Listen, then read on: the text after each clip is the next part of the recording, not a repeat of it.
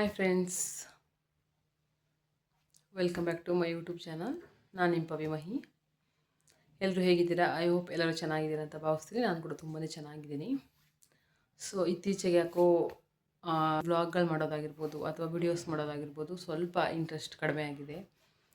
ಅಷ್ಟು ನನಗೆ ಇಷ್ಟ ಆಗ್ತಿಲ್ಲ. ಯಾಕಂತಂದರೆ ನಾವು ಎಷ್ಟೇ ಎಫರ್ಟ್ ಹಾಕಿ ಎಷ್ಟೇ ನಾವು ಟೈಮ್ನ ವೇಸ್ಟ್ ಮಾಡಿಕೊಂಡು ಅದಕ್ಕೋಸ್ಕರ ನಾವು ಟೈಮ್ನ ಕೊಟ್ಕೊಂಡು ವಿಡಿಯೋ ಮಾಡಿದ್ರೂ ಕೂಡ ಅಷ್ಟು ವ್ಯೂಸ್ ಚೆನ್ನಾಗಿ ಬರ್ತಾ ಇಲ್ಲ.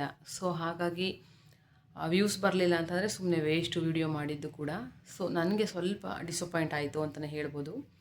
ಪರ್ಟಿಕ್ಯುಲರಿ ನನಗೆ ಪರ್ಸ್ನಲಿ ಹೇಳೋದಾದರೆ, ಯಾಕಂತಂದರೆ ಯಾರ್ಯಾರೋ ಯಾವುದ್ಯಾವುದೋ ಒಂದು ಸುಮ್ಮನೆ ಅಲ್ಲಿ ವಿಷಯ ಕಂಟೆಂಟೇ ಇರೋದಿಲ್ಲ.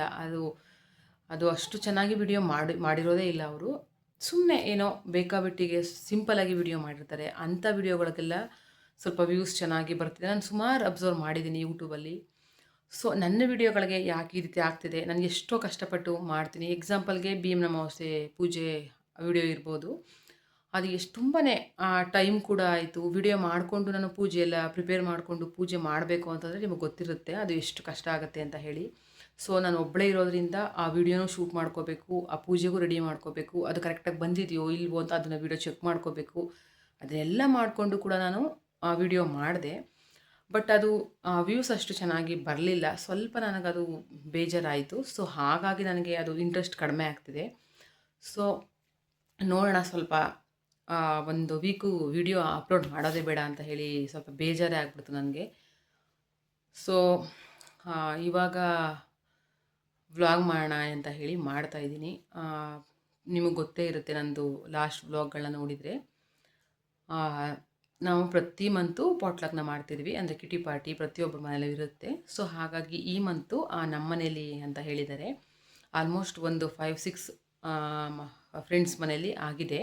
ಇವಾಗ ಇನ್ನೊಂದು 2-3 ಮೆಂಬರ್ಸ್ ಇದ್ದೀವಿ ಅಷ್ಟೇ. ಸೊ ಇವಾಗ ಈ ಸಲ ನಮ್ಮ ಮನೇಲಿ ಮಾಡೋಣ ಅಂತ ಹೇಳಿ ನಾನು ಡಿಸೈಡ್ ಮಾಡಿದೆ. ಸೊ ಹಾಗಾಗಿ ಎಲ್ಲರೂ ಕೂಡ ಒಂದು ಸ್ಮಾಲ್ ಗಿಫ್ಟು, ಏನಾದರೂ ಒಂದು ಮೆಮೊರಬಲ್ ಆಗಿರಲಿ ಅಂತ ಹೇಳಿ ಚಿಕ್ಕದೇನಾದ್ರು ಗಿಫ್ಟ್ನ ಕೊಟ್ಟಿದ್ದಾರೆ ಎಲ್ಲರ ಮನೆಯಲ್ಲೂ ಕೂಡ. ಇಯರಿಂಗ್ ಆಗಿರ್ಬೋದು, ಅವ್ರಿಗೆ ಏನು ಇಷ್ಟ ಆಗುತ್ತೆ ಅದು ಫ್ಲವರ್ ಆಗಿರ್ಬೋದು ಆ ಥರ. ಸೊ ನನಗೆ ಏನು ತೊಗೋಬೇಕು ಅಂತ ದೇವರಣೆ ಗೊತ್ತಾಗಲಿಲ್ಲ. ನಾನು ತುಂಬ ಸರ್ಚ್ ಮಾಡಿದೆ. ಕುಂಕುಮದೇನಾದ್ರು ಬಟ್ಲು ಬರುತ್ತಲ್ಲ ಅದನ್ನು ಕೊಡೋಣ ಅಂತ ಅಂದ್ಕೊಂಡೆ. ಫ್ರೆಂಡ್ ಜೊತೆ ಕೇಳಿದೆ, ಶೇರ್ ಮಾಡಿದೆ. ಬಟ್ ಅವ್ರು ಅದೆಲ್ಲ ಯೂಸ್ ಮಾಡೋದಿಲ್ಲ. ಆಲ್ಮೋಸ್ಟ್ ಎಲ್ಲರ ಮನೇಲೂ ಇರುತ್ತೆ, ಬೇಡ. ಇಯರಿಂಗ್ ಆದರೆ ಯಾವುದಾದ್ರು ಡ್ರೆಸ್ ಮ್ಯಾಚ್ ಆಗುತ್ತೆ, ಹಾಕ್ಕೋಬೇಕಾದ್ರೆ ಎಲ್ಲ ಆಗುತ್ತೆ. ಸೊ ಇಯರಿಂಗೇ ಇಷ್ಟ ಆಗುತ್ತೆ. ಹೆಣ್ಮಕ್ಳು ಅಂದರೆ ಗೊತ್ತಲ್ಲ, ಎಷ್ಟೇ ಒಡವೆ ಇದ್ದರೂ ನಮಗೆ ಈ ಥರ ಆರ್ಟಿಫಿಷಿಯಲ್ ಜ್ಯುವೆಲರಿ ಅಂತಂದರೆ ನಮಗೆ ಸಿಕ್ಕಾಪಟ್ಟೆ ಇಷ್ಟ. ಸೊ ಹಾಗಾಗಿ ಅದನ್ನೇ ಕೊಡಿ ಅಂತ ಹೇಳಿದ್ರು. ಹಾಗೂ ಬ್ರೇಸ್ಲೆಟ್ ಕೊಡೋಣ ಅಂತ ಕೂಡ ಅಂದ್ಕೊಂಡೆ. ಅದನ್ನು ಕೂಡ ನಾನು ತುಂಬ ಸರ್ಚ್ ಮಾಡಿ ನೋಡಿದೆ. ಬಟ್ ಅದು ಬೇಡ, ಯಾಕಂದರೆ ಗೋಲ್ಡ್ ಬ್ಯಾಂಗಲ್ ಎಲ್ಲರೂ ಹಾಕೋತಾರೆ. ಸೊ ಹಾಗಾಗಿ ಅದು ಕೂಡ ಬೇಡ. ಇಯರಿಂಗ್ ಒಂದೇ ಜಾಸ್ತಿ ಲೈಕ್ ಆಗೋದು ಎಲ್ರಿಗೂ. ಸೊ ಹಾಗಾಗಿ ಇಯರಿಂಗ್ಸ್ ತಗೋಣ ಅಂತ ಹೇಳಿ ಸಿಸ್ಟರ್ ಮನೆಗೆ ಹೋಗಿರ್ಬೇಕಾದ್ರೆ ಅವ್ರ ಮನೆ ಪಕ್ಕ ಒಂದು ಶಾಪ್ ಇತ್ತು.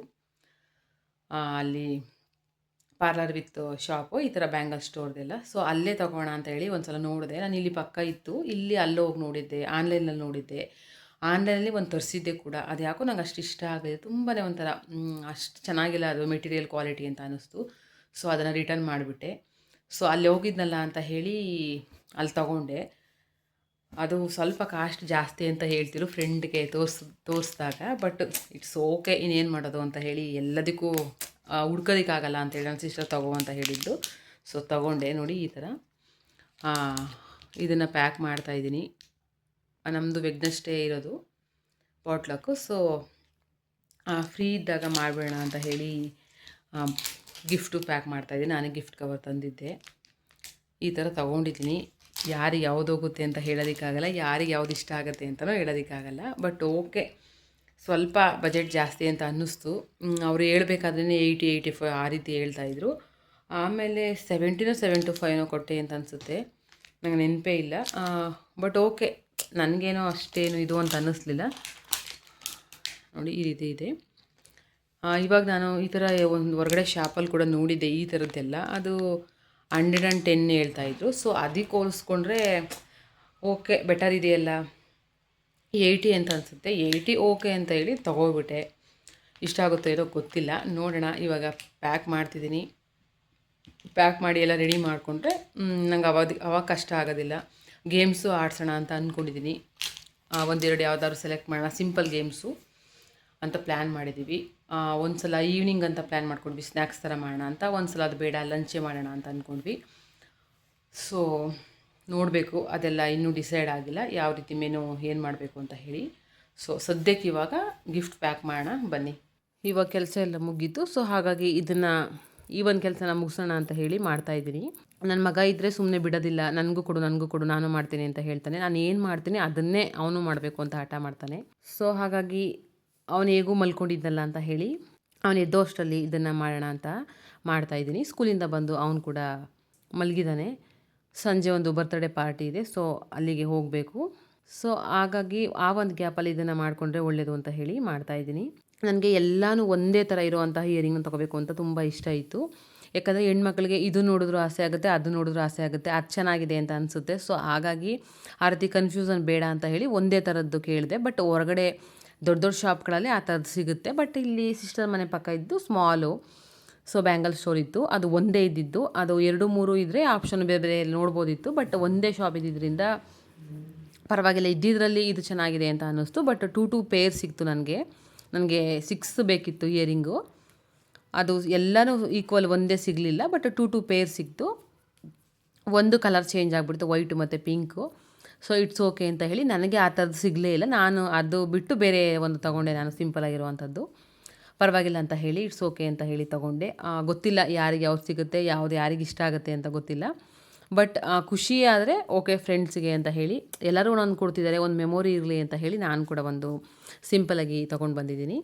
ಸೊ ಇವಾಗ ಇದನ್ನು ಪ್ಯಾಕ್ ಮಾಡಿ ಮುಗಿಸಿ ಪಾಪು ಇದ್ಮೇಲೆ ಅವನಿಗೂ ಕೂಡ ರೆಡಿ ಮಾಡಿ ನಾನು ರೆಡಿ ಆಗಬೇಕು. ಹಸ್ಬೆಂಡ್ಗೆ ಬರೋಕ್ಕೆ ಹೇಳಿದ್ದೀನಿ. ನಮ್ಮ ಪಾಪು ಫ್ರೆಂಡ್ದು ಕುಶಾಲಿ ಅಂತ, ಅವಳದು ಬರ್ತ್ಡೇ ಇದೆ, ಅದಕ್ಕೆ ಇನ್ವೈಟ್ ಮಾಡಿದ್ದಾರೆ. ಸೊ ಅದಕ್ಕೆ ಹೊರಡಬೇಕು. 7 o'clock ಅಂತ ಹೇಳಿದ್ದಾರೆ. ನಾವೇ ಅಮ್ಮ ಮಗ ಇಬ್ಬರೇ ಹೋಗೋದಾದರೆ ಒಂದು 6:30 ಹಂಗೆ ಹೋಗಬೇಕಾಗತ್ತೆ ಕ್ಯಾಬ್ ಬುಕ್ ಮಾಡಿಕೊಂಡು. ಇಲ್ಲ ಹಸ್ಬೆಂಡ್ಗೆ ಬನ್ನಿ ಅಂತ ಹೇಳಿದ್ದೀನಿ, ಆದರೆ ಬರ್ತೀನಿ ಅಂತ ಹೇಳಿದ್ದಾರೆ. ಬಂದರೆ ಅವ್ರನ್ನ ಕರ್ಕೊಂಡು ಹೋಗಬೇಕು. Happy birthday to you, happy birthday to birthday, happy birthday to you.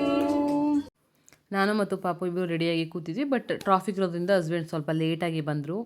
ಹಾಗಾಗಿ ಒಂದು 7:30 ಆಗಿಬಿಟ್ಟಿತ್ತು ನಾವು ಹೋಗೋ ಅಷ್ಟರಲ್ಲಿ. ಪಾಪ ನಮ್ಮಿಂದ ಅವರಿಗೆ ಸ್ವಲ್ಪ ಲೇಟ್ ಆಯಿತು, ನಾವೇ ಹೋಗೋದು ಲೇಟ್ ಆಯಿತು, ನಮಗೋಸ್ಕರ ವೆಯ್ಟ್ ಮಾಡ್ತಾಯಿದ್ರು. ಹಾಗಾಗಿ ಹೆಚ್ಚಿಗೆ ಏನು ವಿಡಿಯೋ ಮಾಡ್ಕೊಳ್ಳೇ ಇಲ್ಲ.